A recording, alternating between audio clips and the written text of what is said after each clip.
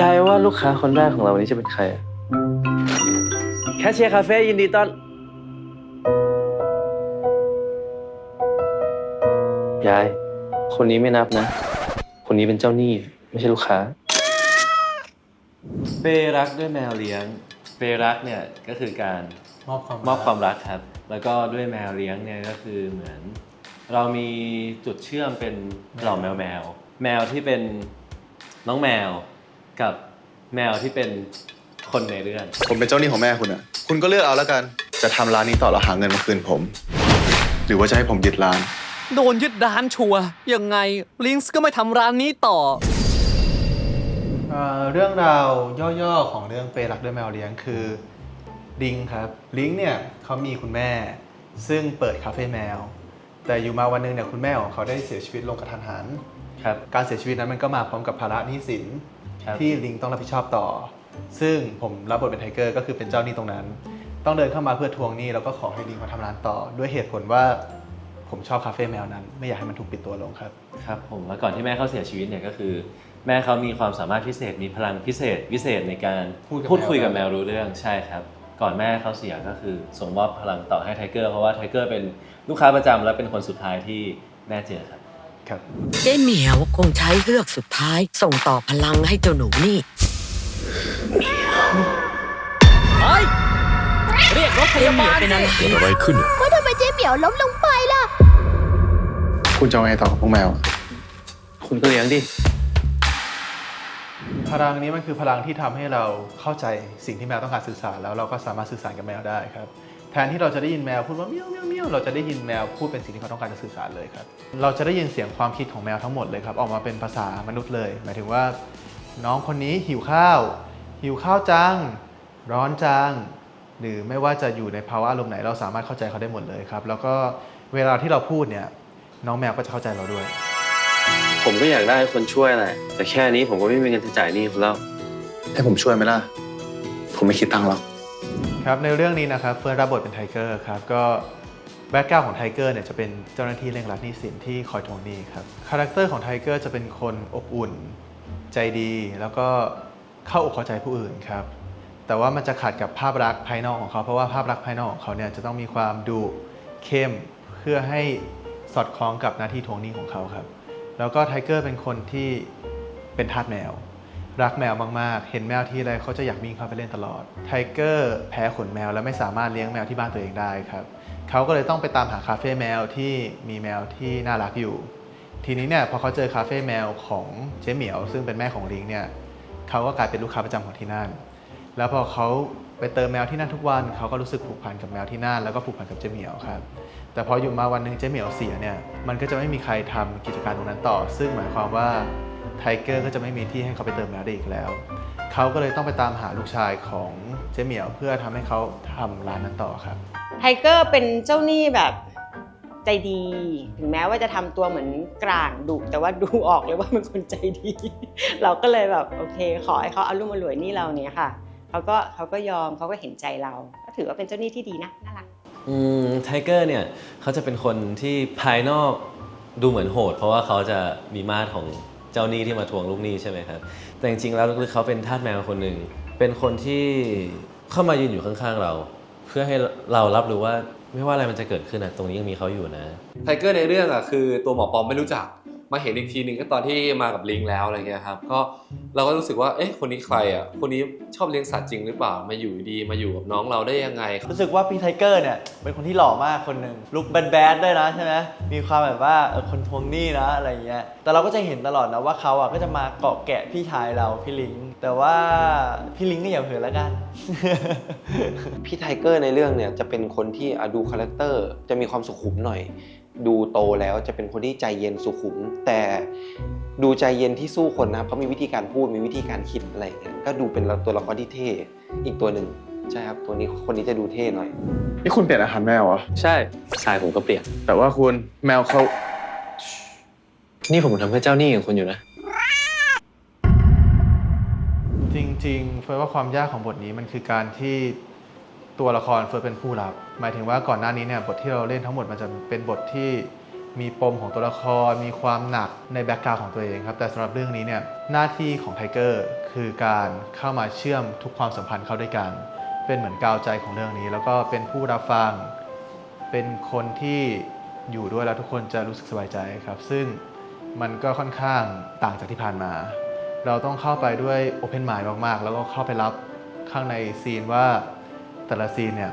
ตัวละครไหนรู้สึกยังไงอยู่แล้วเราจะคอยแบ่งเบาภาระตรงนั้นแล้วก็ทำให้เขารู้สึกดีขึ้นครับหลักๆก็คือไปลองใช้ชีวิตอยู่กับแมวครับแล้วก็อีกเรื่องหนึ่งที่เฟิร์สทำพิเศษเพิ่มขึ้นมาคือลองเป็นคนพูดให้น้อยลงแล้วก็ฟังให้มากขึ้นเพราะว่ามันเป็นสิ่งสำคัญสำหรับคาแรคเตอร์ไทเกอร์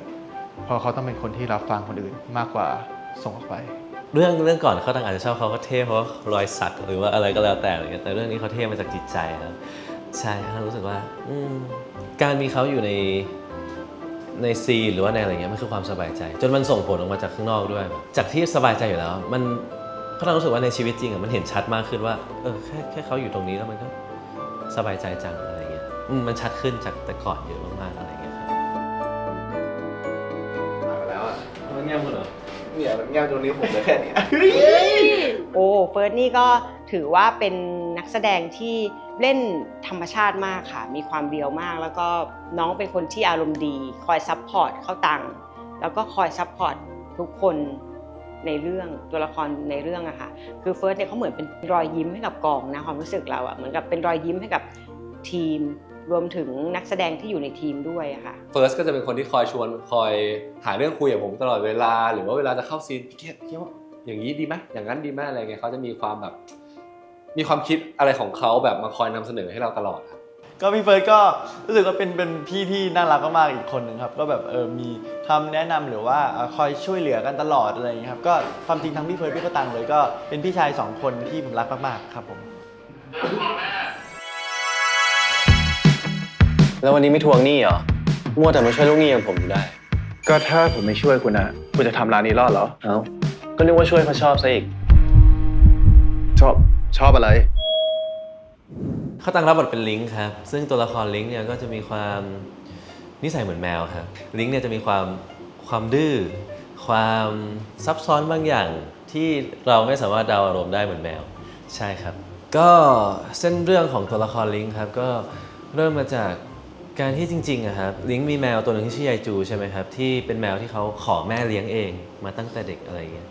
ลึกๆแล้วอะลิงค์เนี่ยเป็นตัวละครที่รักแมวอยู่แล้วก็มีความผูกพันกับแมวแน่นอนอยู่แล้วเพราะว่าไม่งั้นก็คงจะไม่ขอแม่เลี้ยงอะไรเงี้ยแต่ว่าพอแม่เปิดคาเฟ่แมวมีแมวเข้ามาเพิ่มมากขึ้นเรากลับรู้สึกว่าแม่ให้ความสำคัญกับแมวมากกว่าเราเป็นจุดที่ทำให้เรากับแม่เนี่ยห่างกันไปเรื่อยๆอะไรเงี้ยครับจนเราออกมา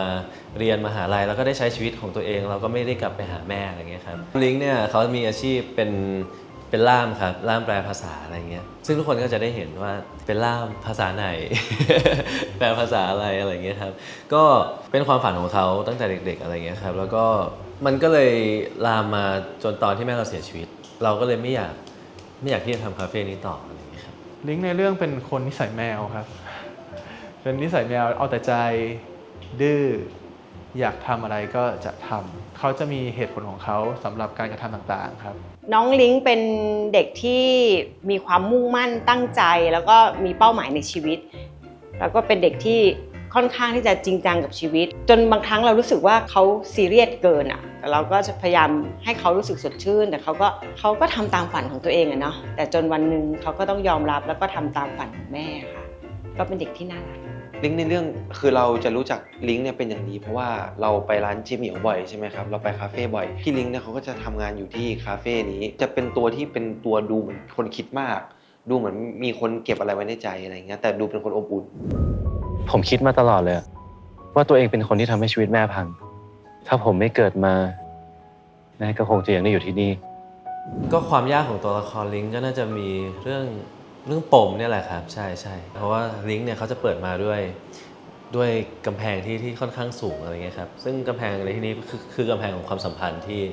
ที่เขามีต่อแม่มีต่อแมวอะไรเงี้ยครับความยากของเขาก็คือเขาต้องเป็นคนรักแมวใช่ไหมเขาต้องเป็นคนเลี้ยงแมวอะไรอย่างนี้อยู่แล้วอะไรเงี้ยครับเราก็เลยต้องบิวกำแพงนี้ขึ้นมาเพื่อให้ตัวละครลิงก์สามารถมีชีวิตได้อะไรเงี้ยครับ เพราะว่าสิ่งที่คล้ายคือเขามีความนิสัยแมวทั้งคู่ ทั้งตัวลิงแล้วก็ตัวเขาตังพอทั้งตัวลิงทั้งตัวเขาตังจะมีความเอาแต่ใจในบางช่วงเวลา แล้วก็อยากทำในสิ่งที่เขาต้องการครับซึ่งพอได้เห็นมุมนั้นผ่านตัวละครลิงมันก็อดเอ็นดูไม่ได้หมายถึงว่ามันมีความแมวนิสัยแมวอยู่มันมีความน่ารักอยู่ในตัวของมันเองครับ เวิร์กช็อปที่เราต้องทำก็คือเวิร์กช็อปเกี่ยวกับสีครับสีในที่นี้คือเราจะจับคู่กันแล้วก็มองตากัน แล้วก็เดาใจกันให้ถูกว่าอีกฝั่งนึงเนี่ยคิดสีอะไรอยู่ในหัวอยู่ ตอนแรกคิดว่ามันค่อนข้างแปลกใหม่ครับเพราะว่าเราจะไปรู้ได้ยังไงว่าคนเราคิดอะไรอยู่ในหัวอะไรอย่างเงี้ยแต่พออีกคนที่คิดสีในหัวนั้นชัดๆอะไรอย่างเงี้ยมันสามารถสื่อออกมาได้จากดวงตาแล้วก็ความรู้สึกที่มันรับรู้ได้อะไรเงี้ยครับเพราะฉะนั้นก็เลยคิดว่าการเวิร์กช็อปนี้มันเป็นการใช้เซนส์ของเราในการรับรู้อารมณ์และความรู้สึกของคู่แสดงของอีกฝั่งหนึ่งอะไรเงี้ยซึ่งมีผลกับการแสดงในเรื่องนี้มากๆเหมือนกันนะครับพอเราเข้ามาในเรื่องอ่ะมันต้องสังเกตทั้งน้องแมวต้องสังเกตทั้งอารมณ์ของตัวละครอีกฝั่งที่มันจะมีความซับซ้อนมากขึ้นอะไรเงี้ยใช่ครับเข้าตังเป็นเด็กที่ตั้งใจทำงานมากค่ะแล้วก็เป็นนักแสดงรุ่นใหม่ที่เข้าฉากด้วยแล้วคือรู้สึกว่าคืออยากเล่นอีกอ่ะอยากเล่นกับเขาอีกอ่ะเขาส่งอารมณ์ได้ดีมากแล้วเข้าตังเล่นดราม่าได้ดีมากจริงๆอยากให้ติดตามดูแล้วก็เรารู้สึกได้เลยว่าเขาเป็นลูกเราจริงๆอยากเจอเขาอีกอยากกลับมาเล่นละครกับเขาอีกอ่ะเก่งอ่ะเก่ง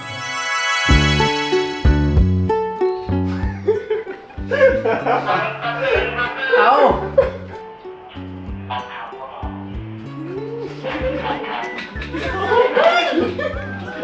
ก็หลังจากที่เราเล่นมาแต่เรื่องโทนที่ค่อนข้างมีความดาร์กถ้าเป็นคอมเมดี้ก็จะเป็นดาร์กคอมเมดี้แต่ว่าเรื่องนี้ก็จะเป็นฟีลกู๊ดอบอุ่นที่ข้างคิดว่าทุกคนดูแล้วสัมผัสถึงความอบอุ่นความรักแล้วก็ความสดใสของเรื่องนี้ได้ง่ายถ้าพูดถึงการทำงานร่วมกันก็ต้องบอกว่าก็สบายใจเหมือนเดิมครับการรับส่งอารมณ์อะไรเงี้ยมัน